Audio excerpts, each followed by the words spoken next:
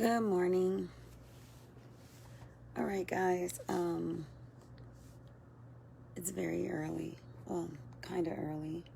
Early for me because I'm tired. Some of you guys know that my family and I went on a group trip to Jamaica. I believe it was about 20 of us. And we stayed in Montego Bay at Hyatt Ziva. Beautiful place. Great trip. Love Jamaica. We could not have been shown any more Jamaican love. The people were absolutely amazing. Like, I had never met so many awesome people. And it just made me like want to come back and do whatever I needed to do to go back and visit. And I still love Jamaica. I still love the people in Jamaica. But now I have a very serious situation that I need all of you guys' help. I can't even believe that I'm on here doing this video. But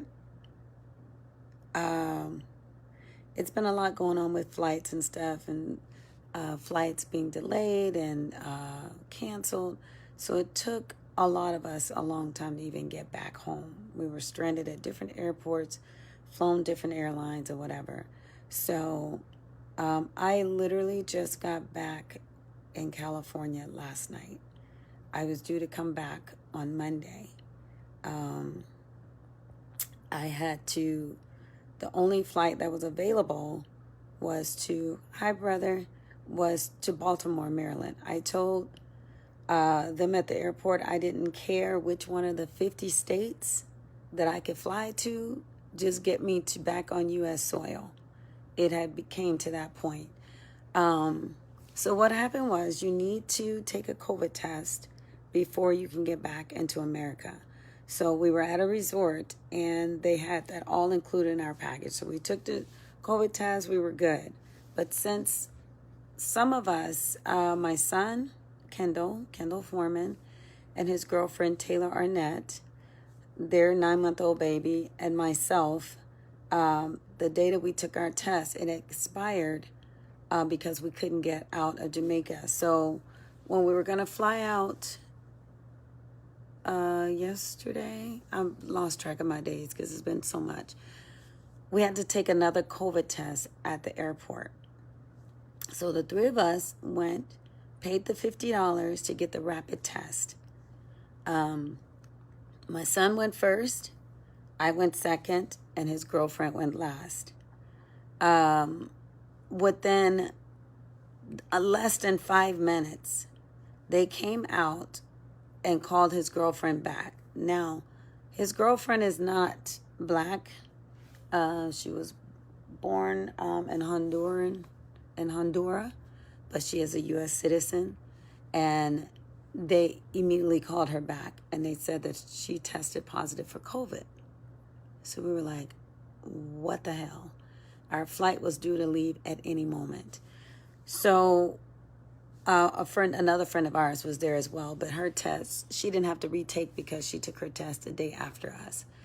So we were sitting there wondering, like, what do we do now? Because we've been trying to get out of Jamaica for a couple of days.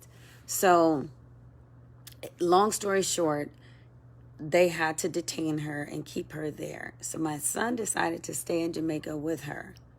So I, at the last minute, so that I can get a flight out, took the baby, their 9-month-old baby, my grandson, and another friend of ours, Diamond. We book it to try to get to the gate so we can fly out. The flights were full. Diamond went on one flight, and I said, you can split us up. I went on another, barely got on because everything's been booked. So I had to fly to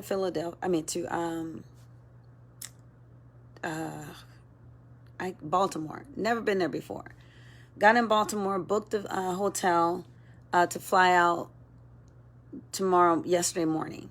So me and the baby in Baltimore. Diamond flew to Houston and had to stay the night, and she made it to LA before I did.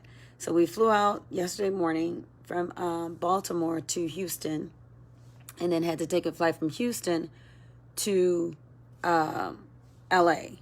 The baby at this point, when we got in Baltimore, he was completely out of formula. So I had to give him as much as I could to eat. And then yesterday morning, I was able to order Instacart to get him some formula.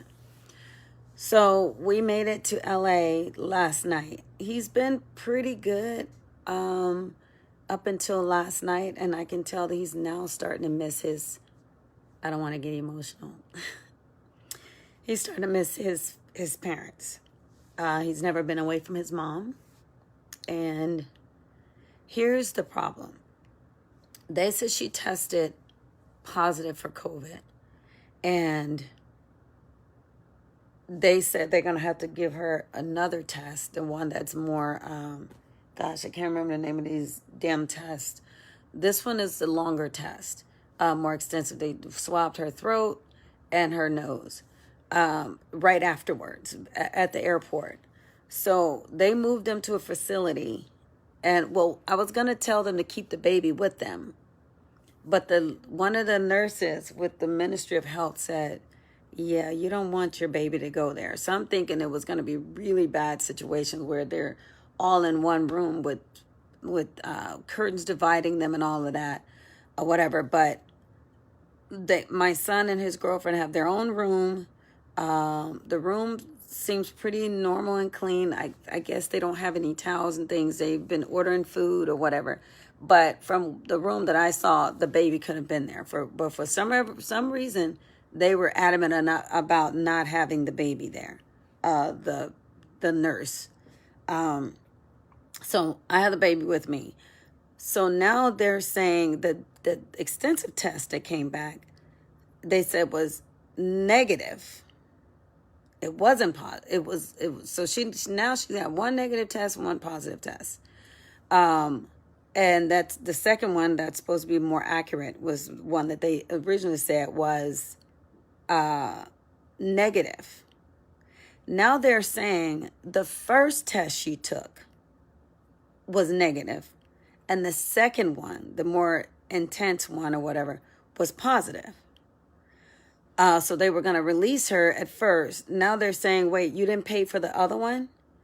And they were like, when they realized, because one test is $50, the rapid one is $50, the more extensive one is $150. So they're saying you should have paid for both tests. And what's happening now is they're not releasing them.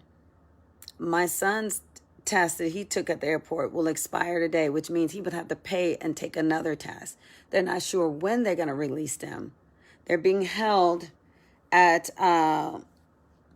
what is the facility? It's a Jamaican holiday, which is making it very tough. My son called the embassy. They're going to do an investigation. It sounds like there's some fraudulent things taking place. They're being held Greco facility in Montego Bay. So we're not sure what is happening, but we've gotten some information from some Jamaican friends, some that still live there, and they said, yeah, you want to make some noise because there's something that's not going like that something's not right. Aaron, so here's the thing is, Aaron, they didn't know at the time that Taylor was with us. So when Taylor told the nurse, can you give my boyfriend the baby's passport, we were sitting right out. We could see Taylor. We were sitting right outside the curtain where she was at. And so Taylor texted my son and said, did you get the passport? And she was like, no. He was like, no. And she was like, where are you? He was like, I'm right here. And she said, well, where's the nurse? And he was like, she's standing over there. So the nurse walked by him because she was, I guess, expecting to find somebody that looked more like Taylor. And so when my son said, I'm Taylor's boyfriend, she was like, oh, okay, or whatever. So I don't know if she was targeted because she didn't look like us, and they was like, okay, well, let's go for her. But her test came back within less than 5 minutes that she was negative. I mean, that she was positive. So I need you guys to share this video. We have to figure something out. They're both U.S. citizens. I have their baby who is now starting to miss his parents. And this is the first time he's been away from his mom. My son is missing work, and they need to get back to the U.S., but they are being held captive in Jamaica. And as much love as we got there on the resort and when we went different places, now things are getting very serious. So I'm mama, and anybody that knows me knows that my mama bear, it don't play. And I need my son back in the U.S. because if I have to go to Jamaica to get him, it's not going to be good. So I need you guys to share this. I will be giving more information. I will, in the comments, I will upload all the pictures, the videos, the test results, all of that. But it's definitely some shady shit going on. And my son, Kendall Foreman, and his girlfriend, Taylor Arnett, is being held in Jamaica. And now they're not releasing them. So please, this could be your family. This could be your friends or whatever. I have my 9-month-old grandson who is crying and sad, missing his parents, and we need to get them back in the U.S. ASAP. Thank you.